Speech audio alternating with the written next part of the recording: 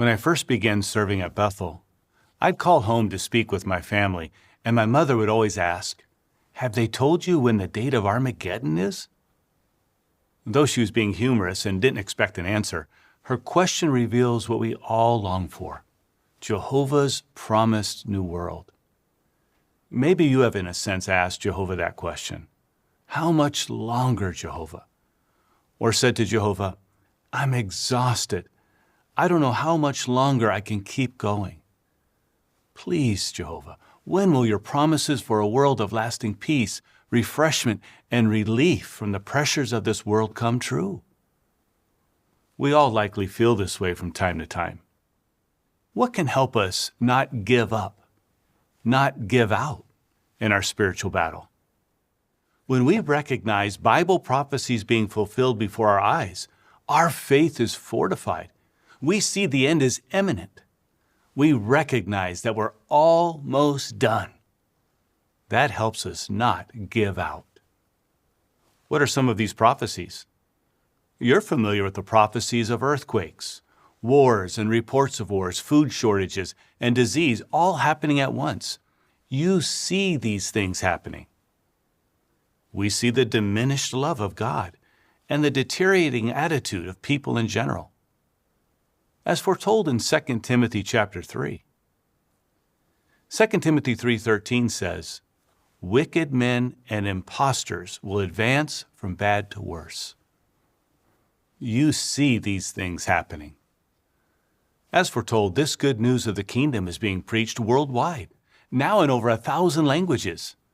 You see these things happening. As a result of Christ's rule, the knowledge of Jehovah is abundantly overflowing. You see these things happening. Apparently we see these things happening and must be reminded of that repeatedly.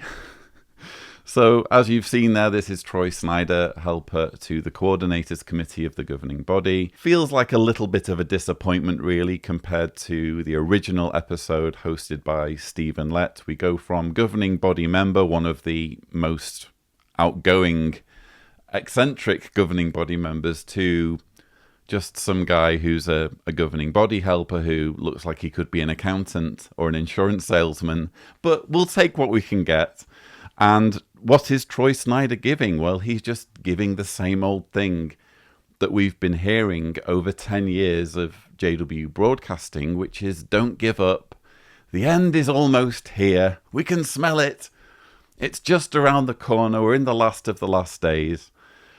And Troy's reason for Jehovah's Witnesses to not give up is that we can see what's happening. We can see prophecies being fulfilled. I don't need to explain again why these aren't prophecies being fulfilled. I think anyone with some objective reasoning or critical thinking skills can see that what he's pointing to are things that people could point to at any point in human history. People at any point in human history could point to earthquakes. Earthquakes have always been happening. We live on a planet with moving tectonic plates that is geologically active. So earthquakes are just a fact of life. People being mean to other people is just a fact of life.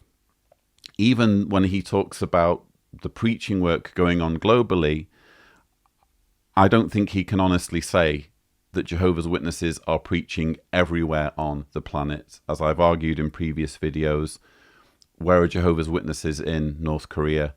Where are Jehovah's Witnesses in Afghanistan? There are so many parts of this planet that for whatever reason, usually political or religious, Jehovah's Witnesses, if they are there at all, they will make up an infinitesimal part of the population percentage-wise, to the point of being effectively non-existent. So yes, there are parts of the world, many parts of the world in fact, where Jehovah's Witnesses are preaching, but they're certainly not preaching all over the world, and it's certainly disingenuous to keep peddling this lie that because we're seeing earthquakes, because bad things are happening, therefore Armageddon is imminent.